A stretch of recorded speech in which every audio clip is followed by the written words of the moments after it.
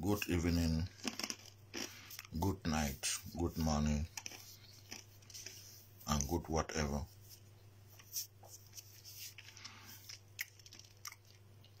Wishing a lot of blessing in 2022. That people will be safe from all the diseases, from corona and so on. You know, when December is approaching, is a time that there are always a lot of disasters. In December is always a time of sacrifice, so everybody has to be very careful. It's always a dangerous time, you know, in December. People lose a lot of family members, a lot of illness, and so on. It's always the ending of the year, and there is always a lot of sacrifice and so on. Mais aujourd'hui, mon sujet est basé sur un sujet que je n'arrive pas à comprendre. J'aimerais comprendre pourquoi se donner, pourquoi prendre de risques pour des politiciens, pourquoi prendre autant de risques pour un individu, pour un homme individuel. Pourquoi nous les Africains, nous avons toujours, pourquoi nous faisons toujours ces mêmes erreurs?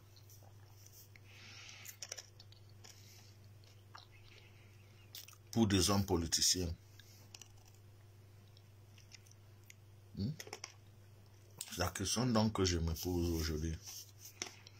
Why do we have to take a lot of risks for an individual? How many people have lost their lives because of certain people that did some discourse and promised a lot of things? That's when they become president, they will do. Combien de ces personnes-là en Afrique ont déjà tenu leur engagement pendant la campagne, pendant les élections? Combien de ces gens-là ont tenu leur engagement après avoir été élus?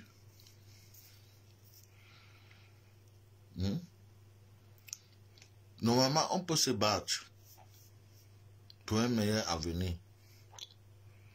Mais c'est inacceptable de se battre pour une seule personne, pour un individu qui veut obtenir un poste et qui vous a promis beaucoup de choses. Vous vous battez pour lui. Les gens sortent dans les rues. Les enfants de gens meurent. L'histoire a toujours prouvé que ces gens-là, après les élections, 90% n'ont jamais tenu leur engagement. Mais les Africains font toujours des mêmes erreurs.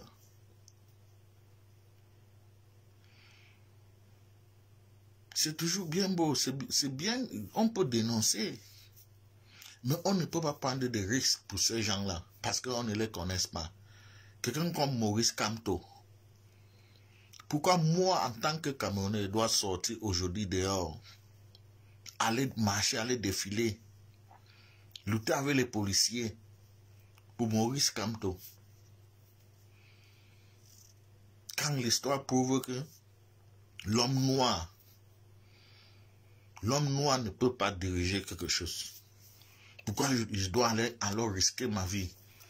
Parce que lorsqu'on risque sa vie, c'est pour un meilleur avenir. C'est pour un meilleur avenir pour ses enfants. Mais l'histoire a toujours prouvé que la majorité de ces gens-là, lorsqu'ils arrivent au pouvoir, ils deviennent des égoïstes. Ils ne pensent que à leurs intérêts, l'intérêt de leur famille et l'intérêt de leur entourage. Toi qui es parti maintenant marcher pour eux, donner ta vie, mettre ta vie en risque, qu'est-ce que tu gagnes en retour? Nous avons beaucoup d'exemples.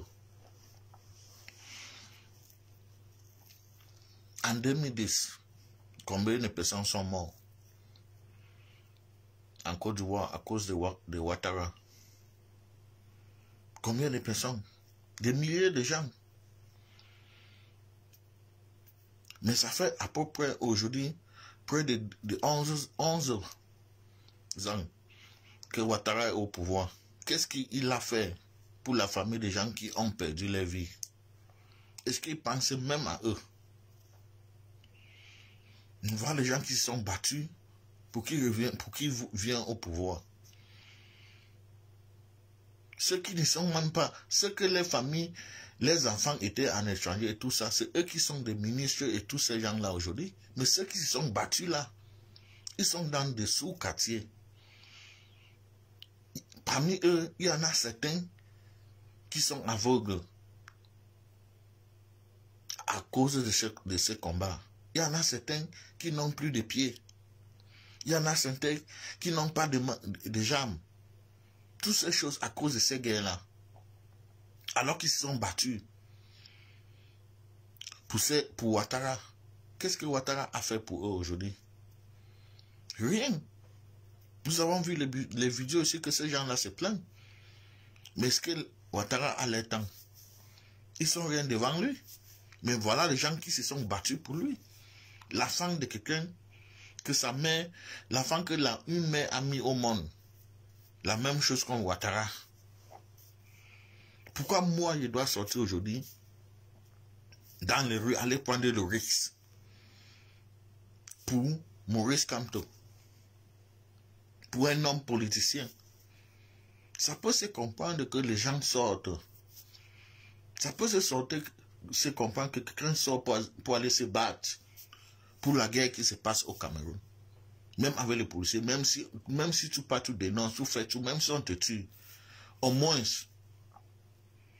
tu auras pris un risque pour toute une population. Pour les gens qui n'ont rien à gagner là-dedans, pour les gens qui sont en train de perdre leur vie, pour rien. Tu auras pris un risque pour sauver des vies. Mais tu vas aller dehors prendre un risque pour une seule personne qui n'a aucune preuve, qui n'a jamais fait ses preuves. Il n'a jamais été un bon président. Que maintenant, aujourd'hui là, ça ne va pas au pays, il faut que les gens sortent pour qu'ils reviennent au pouvoir. Mais on ne le connaît pas. Mais l'histoire prouve que les Africains ne savent pas diriger. Donc ça ne sert à rien de sortir dehors, aller mettre sa vie en danger pour un politicien. Ça n'a pas de sens en tant qu'Africain. Si c'était en Europe, on peut même comprendre que non, le discours que celui-là tient, s'il arrive au pouvoir, il va exécuter exactement ce qu'il dit. Parce que s'il n'exécute pas, il y aura des explications. Et il peut même faire la prison. Mais en Afrique, tu fais ton beau discours. Les gens comprennent ce discours, ils deviennent fous, ils sortent dans les rues, ils se battent. Les gens meurent. Les gens perdent les bras, les parties de leur corps. Et demain, la personne là au pouvoir, il devient roi. Tout ce qu'il a tenu en tant que discours, il s'en fout. Il fait ce qu'il veut. Et parfois, ces politiciens-là,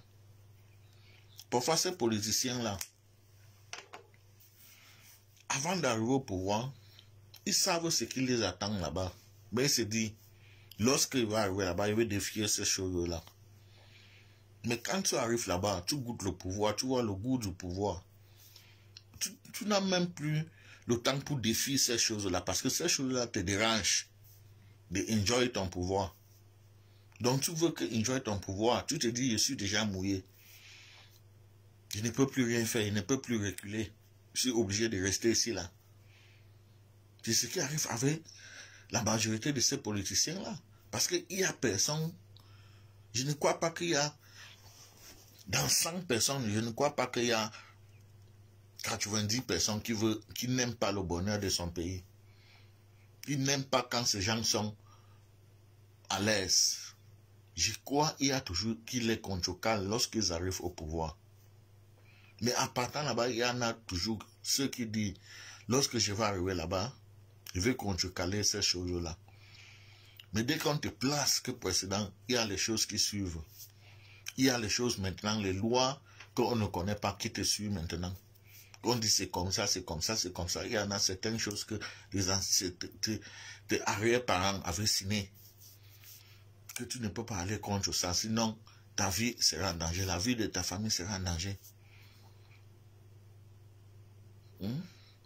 Donc pour se battre pour ces gens-là, ça n'a pas de sens. Mais pour se battre pour dénoncer, ça a un sens. Voilà deux choses différentes. Lorsque quelqu'un est au pouvoir, on peut se battre pour lui enlever au pouvoir s'il ne fait pas son travail. On peut se battre pour le dénoncer, pour dire les choses qui ne vont pas. Mais pour se battre, pour amener quelqu'un au pouvoir, ça n'a pas de sens. En tant qu'Africain, ça n'a aucun sens. Parce que les Africains sont des gens qui ont toujours trahi.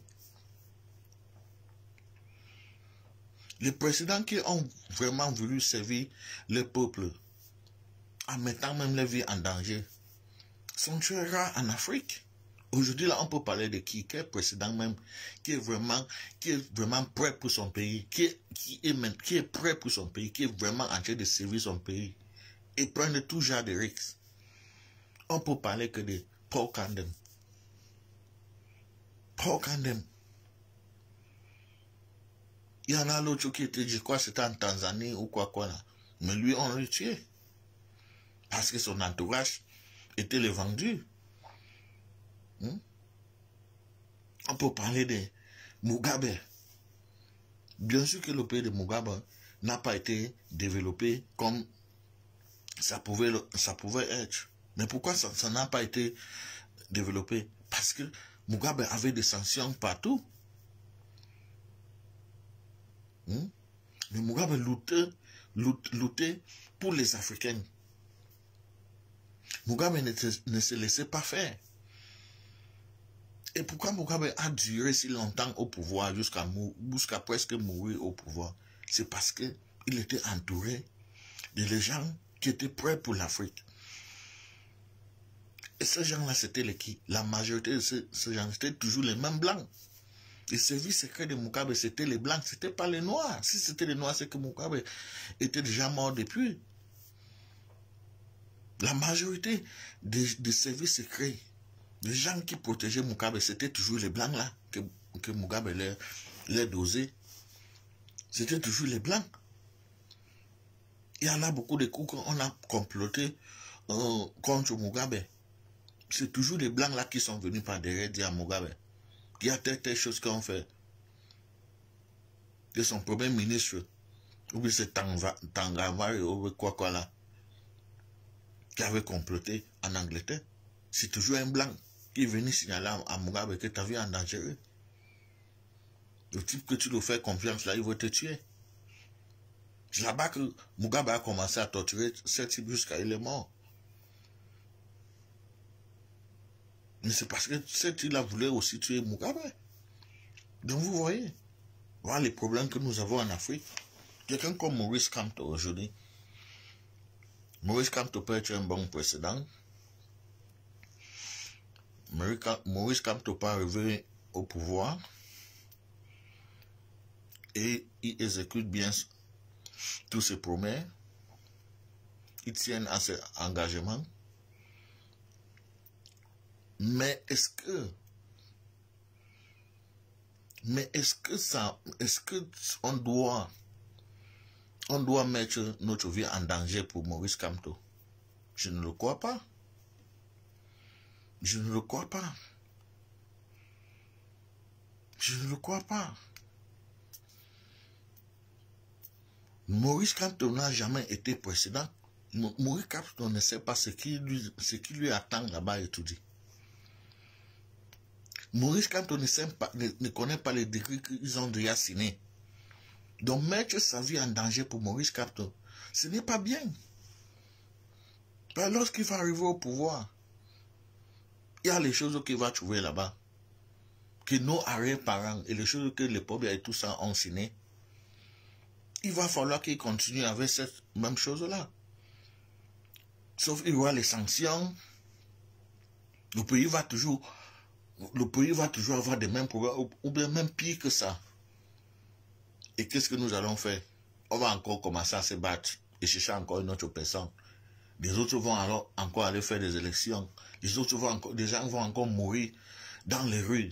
Les gens vont perdre les bras et tout ça pour quelqu'un, pour encore une autre personne. Donc c'est mieux de se battre ou bien dénoncer ceux qui sont déjà au pouvoir. Et non pas ceux qui ne sont pas encore au pouvoir, parce qu'on ne sait pas ce qui nous réserve. L'histoire a toujours prouvé que l'Africain est égoïste. L'Africain ne peut pas diriger. Tous ceux qui ont dirigé, tous ceux que les gens se sont battus pour eux, lorsqu'ils sont arrivés au pouvoir, qu'est-ce qu'ils ont fait? Même au temps de Mugabe, les gens se sont battus pour Mugabe. Les gens se sont battus pour l'autre. Les gens se sont battus pour celui du Mobutu. Mobutu est arrivé au pouvoir, qu'est-ce qu'il a fait? Est-ce qu'il a rangé l'Osaïe? Il a rangé l'Osaïe? Il n'a pas rangé.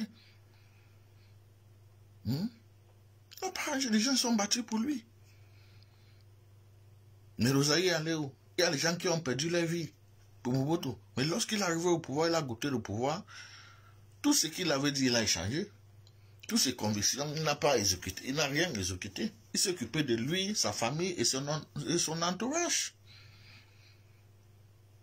Nous devons pas se battre pour les gens qui ne sont pas encore au pouvoir. On doit se battre pour enlever ceux qui sont au pouvoir et qui n'exécutent pas leur travail. C'est pour ces gens-là qu'on... C'est sur ces gens-là qu'on doit se battre. Mais pas ceux qui ne sont pas encore au pouvoir.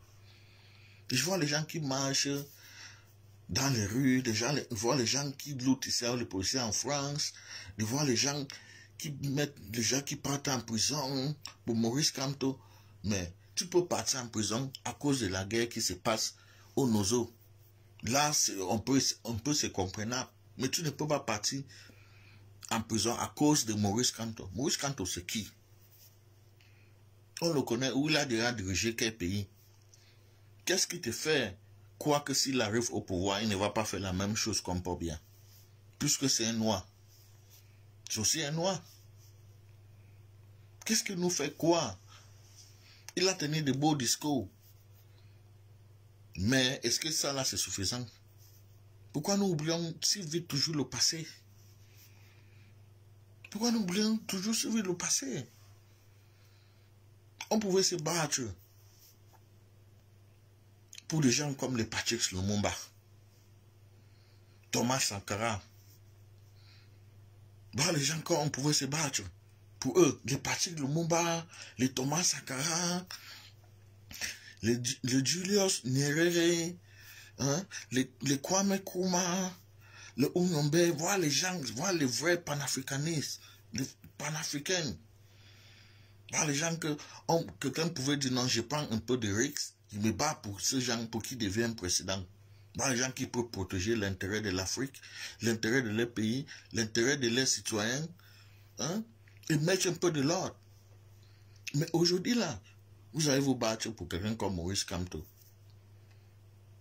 Juste parce qu'il a fait de beaux discours. Juste parce qu'il a été un grand avocat. Juste parce qu'il a aussi travailler sur l'affaire de Bakassi et tout ça, mais ce n'est pas suffisant pour aller mettre sa vie en danger. Les gens se sont battus. À l'époque, les gens se sont battus. Les gens ont perdu leur vie. Les gens ont perdu les enfants à cause de Pobia. Aujourd'hui, là, après 40 ans, où en sommes-nous? Après 40 ans? Mais les gens se sont battus à l'époque pour Pobia. Dans les autres pays, les gens meurent chaque jour à cause des élections, toutes ces choses. Les gens meurent, les Africains, les enfants sont entiers.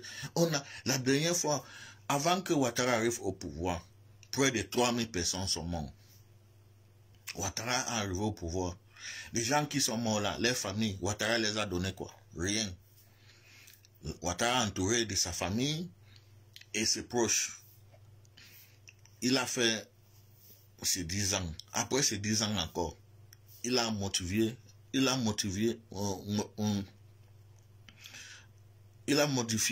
constitution. Parti encore élection. Les enfants sortent encore, ils meurent dans les rues, on découpe, on décapite les gens meurent, les Africains meurent, les gens souffrent, on bouille, on casse, on fait tout. Il a encore pouvoir. Toujours en train de servir sa famille, toujours en train de servir son entourage, toujours en train de bien vivre. Les gens qui ont fait la guerre en 2010 pour enlever Gbagbo au pouvoir, le maître Ouattara, il y en a certains qui ont perdu les armes, les mains, les yeux et toutes ces choses-là. Ils sont dans les sous-quartiers, toujours en train de souffrir. Est-ce que Ouattara a le temps? Donc ma mère va me mettre au monde. Je vais aller me battre pour un individu, pour qu'il obtienne quelque chose. Un Africain, pour qu'il obtienne quelque chose, qui ne va pas me servir. Si c'était un blanc, même, au moins, on devrait se comprendre. On pouvait même comprendre. Parce qu'il sera obligé de tenir ses engagements. Parce que sinon, il va rendre compte. Mais en Afrique, qui rend compte? Qui rend compte?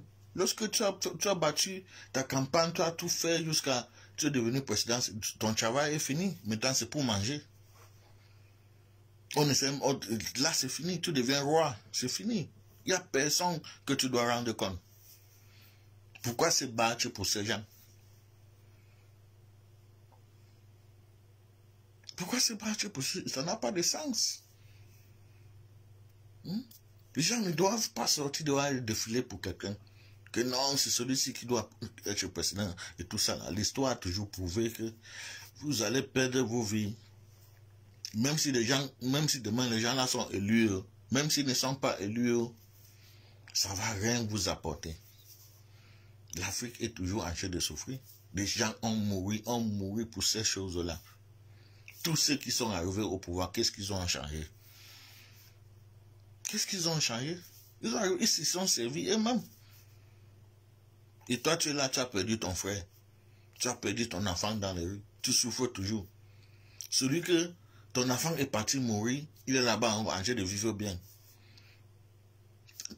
Entre des avions, sécurité, bien manger, tout. Ses enfants sont bien.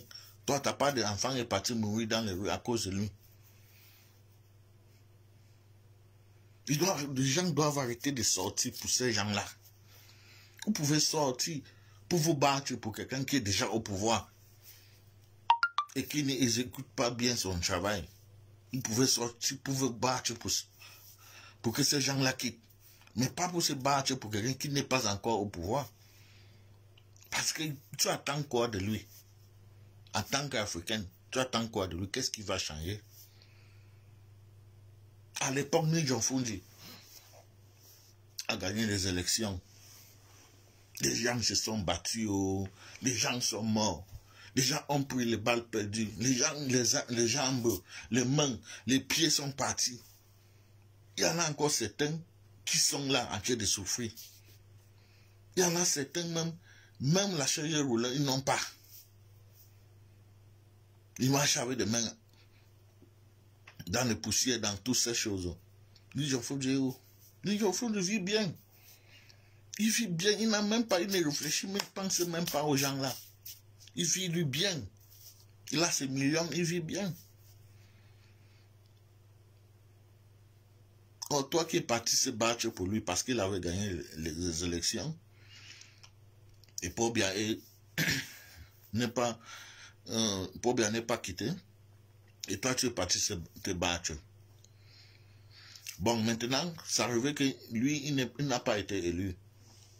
Mais en retour, il a eu des millions. Est-ce qu'il a pensé à toi? Est-ce qu'il sait même que tu existes? Mais ça devait nous donner des leçons. Ça devait nous donner des leçons. Ne nous battons plus pour ces gens-là. Pour des politiciens. La politique ne nous serve pas. La politique ne nous apporte rien. Ça détruit seulement en Afrique. Il y a deux choses qui détruisent en Afrique. Politique et des religions. Et deux choses-là détruisent l'Afrique. On ne doit pas se battre pour ces deux choses-là.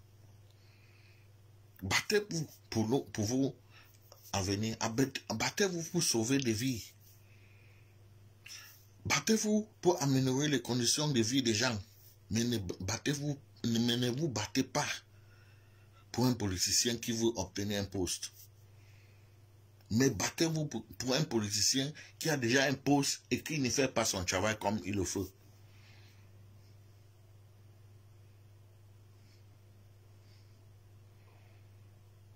Tambi. Bateau.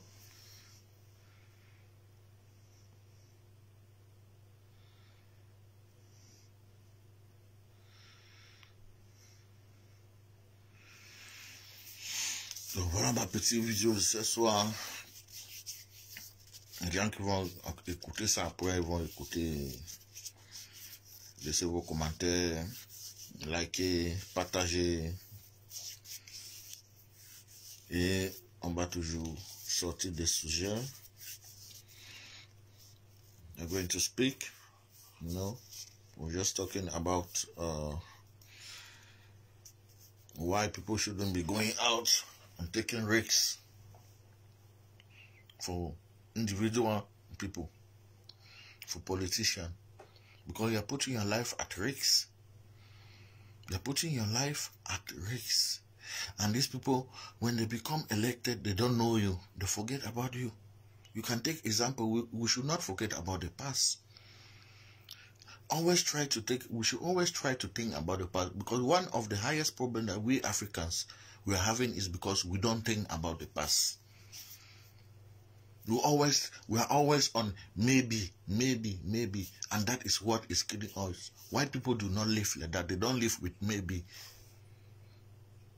They live with what they have decided, and not maybe. So we Africans we should always think about the past. What has happened to us in the past?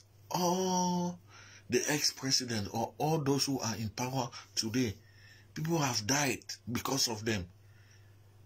And when they arrive in power, what did they do? Those who died because of them, because what the discourse that they made, the statement that they made, that they were going to execute it, that they were going to build things, they were going to do things. Did they do it when they came in power? Most of them, 90% of them, they never did it. So why should people still be following the same logic? Why should people still be putting their lives at risk? For instance, there are people that are ready to die for Maurice Kamto today. That Maurice Kamto is the best president, Maurice Kamto is this and that. But how are you sure that once he is president, all what he has been saying, how are you sure that he's going to execute them?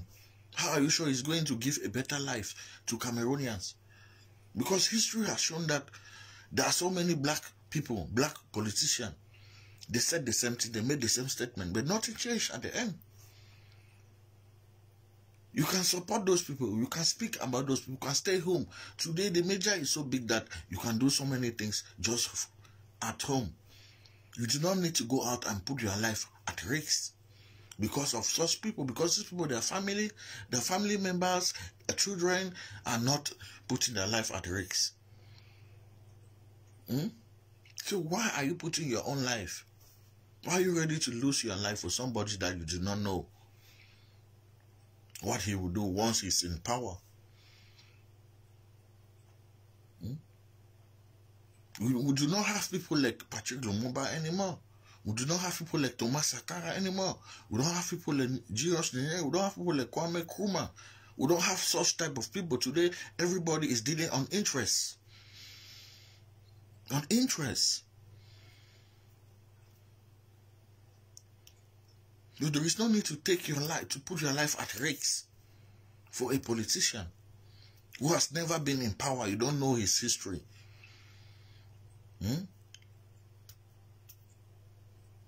But you are risking your life just because of what he said.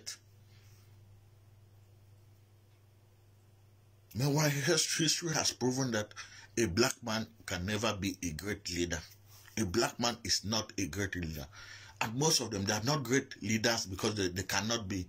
They are not great leaders because once you are a great leader, there is always a threat. There is always another black man around you who is going to put you down. That is just a black man. White people are not like that. It's difficult for you to come in Germany as an African and try to corrupt a German in an office to obtain something. It's difficult. Even that person is the most poorest person in Germany, but is working in an office. You cannot bribe him with money. Even he needs that money, but he will still refuse. He will still refuse. Just for the dignity of his country, just for the love of his country, he will refuse that money. But in Africa, it's so easy. It's so easy. And that is why, you see, a country like Cameroon, why are people not talking? Why most people are not talking against the government? Why are people not angry? Why are people so quiet? It's because of the system, the corrupt system. People are already used to with the corrupt system. Yeah? It has made life so easy for those who are financially rich, and those who are poor. Life is so difficult for them. So those who are financially rich, they don't want to say anything because they profit from the system. It's a corrupt system. You do not need any knowledge or any education or any diploma to be in any certificate to occupy any office in Cameroon. In reality, you don't need. What you need is contact, good contact. That's how the country is being run. That's how the country is being run. What you need is a good contact. It's not what you have as certificate. It's not your talent. Your talent brings you nowhere if you don't have any contact. That's why most people in Cameroon, they're quiet. They don't talk because they profit from this system. You know? The problem of Cameroon is the corruption, the level of corruption that we have in Cameroon is so high that is becoming very dangerous. It's very dangerous. Cameroon is the most corrupted country in the whole world. What is the population of Cameroon to be holding that post as the most corrupted country in the whole world?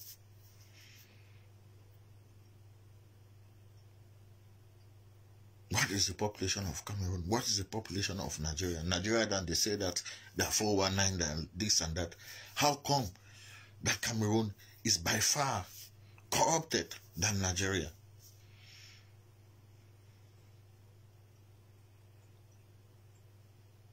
You know, the president has implanted a system in Cameroon that people can just deal with it. And there is no way you can get to him. There's no way you can get to him. Because at some point, people will try to bribe you and you will stay quiet. Because bribeness is a key. It's everything in Cameroon. It's bribing, corruption, giving money out. If it's not bribe, is tribalism. When you refuse bribe, you refuse, you are not supporting tribalism. The next thing you will get is, the next thing they're going to do with you is they will brutalize you. That's the next thing you will get. The next thing that will be coming your way is brutalization. So in Cameroon, you are forced to deal with those two things: tribalism, brightness, or you get brutal, or you get brutalized.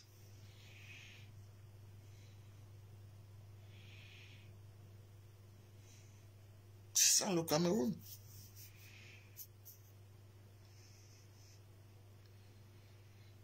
Okay, I don't want to talk so much. It's already too late. It's almost 1 o'clock here. And share the video. Share the video to save lives. You know, make people will understand that it's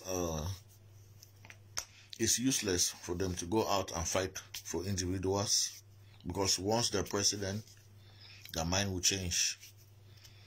You know, and you that went and put your life at risk, or you that lost your child because he was fighting for somebody like Maurice Kamto, whoever, to be president, you will not gain anything from that person. People have died. People have been dying because of politicians. But once they get into power, they forget about you. All what they think is about their family and their surrounding. The same thing with people died for Nijon Fundi. But at the end, people lose their legs, hands, and so on. Who has ever come to help these people? Nobody. But Nijon Fundi is living where? But these people went and died for him. How can your mother put you on earth to go and lose your legs and hands for somebody else? For somebody else. Why? You can go and lose your legs and hands because you want to stop the armies from going to kill people in Northwest and Southwest. That will be understandable. You can go and lose your legs and hands because you are fighting for the government to change the way people are living in Cameroon. That will be understandable. But you cannot go and lose your legs and hands because you want somebody to become a president, somebody that has never been a president, somebody that you don't know if he arrives there, he's going to do what he said. That is wrong. White people here, they don't fight for politicians. They don't fight for somebody to be. First of all, the law is in such a way that they don't need to go out and fight, because they know that if you campaign to be a president, once you arrive there, you have to work. You will have to work. But in Africa, once you are a president, everything in that country, even the people, including the people, they become your personal property. You can do whatever you want with them.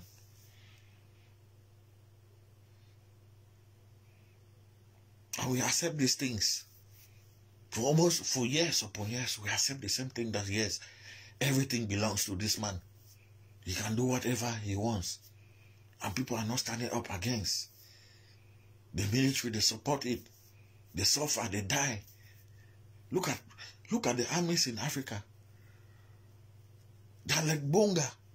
Look, they're like bonga, dry. They don't eat. They don't get enough salary, but they put their lives at risk for someone that is drinking champagne and sleeping in the biggest hotels in Europe. You are putting your life at risk.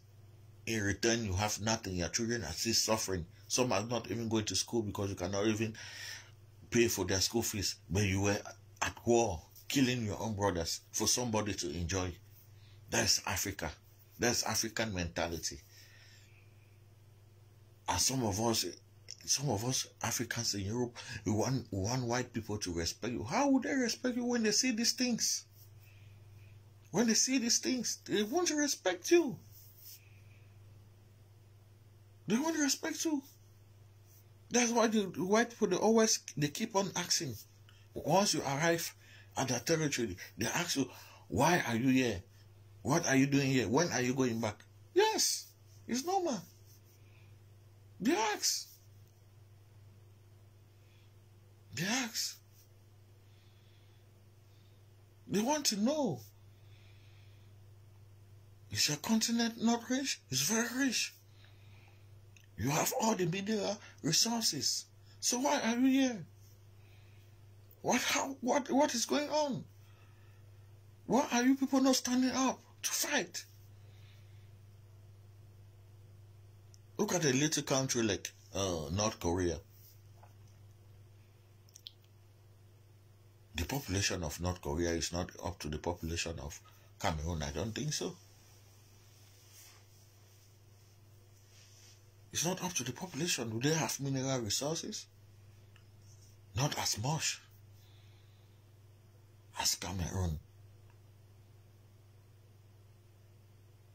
America has been struggling to destroy them for years upon years, but they have never succeeded. They have been going under various types of sanctions, but they still survive. They still maintain their dignity. They maintain their culture.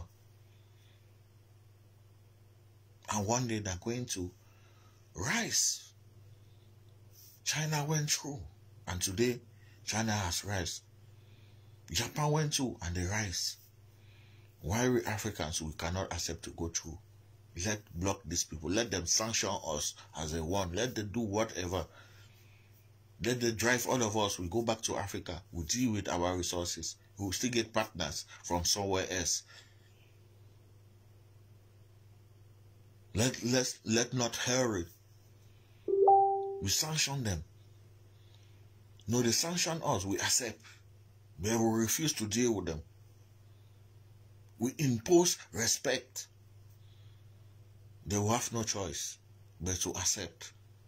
They will have no choice but to let Africa go. But we do not do that. Because every African is thinking for him or herself. Any African is thinking at the moment. Nobody is thinking about the future.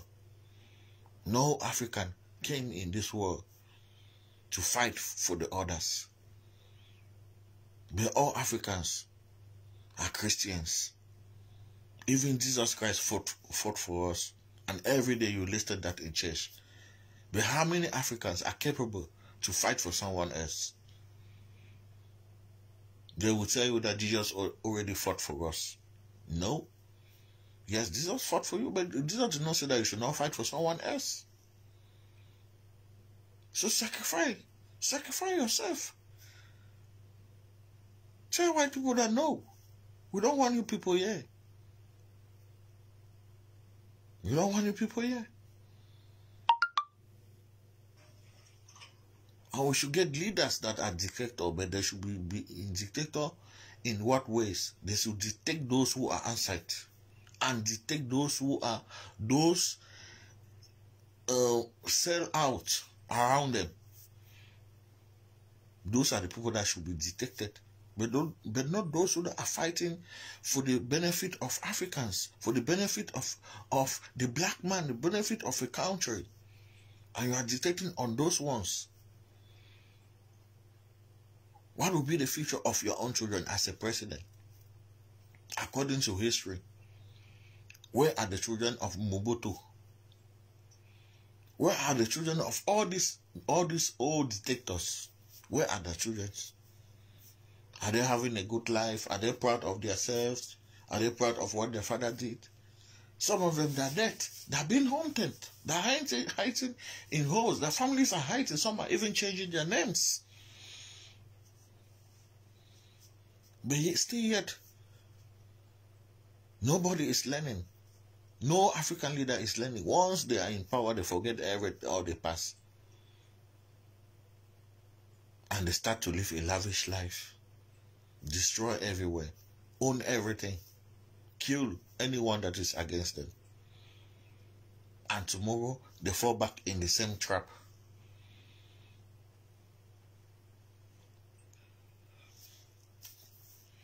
So please share this video so that some people can get some little knowledge. about what I'm saying.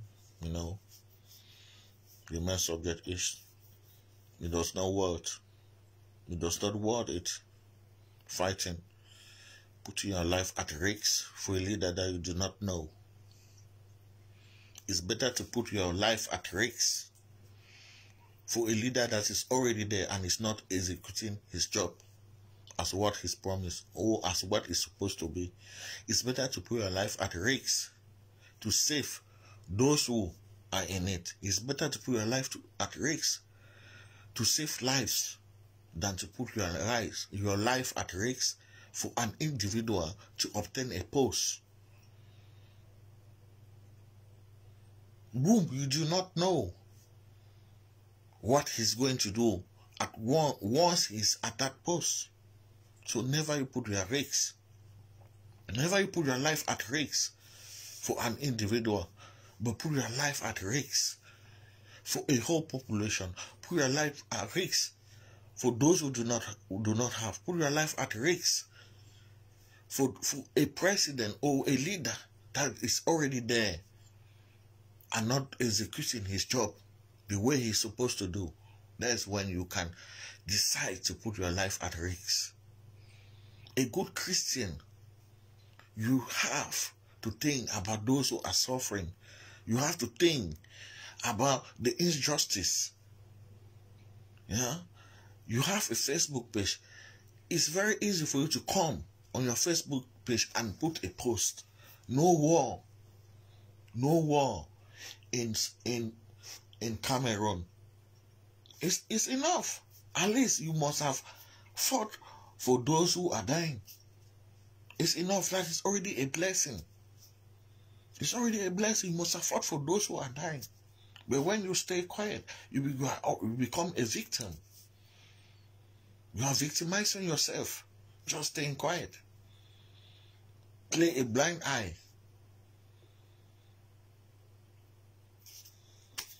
Thanks.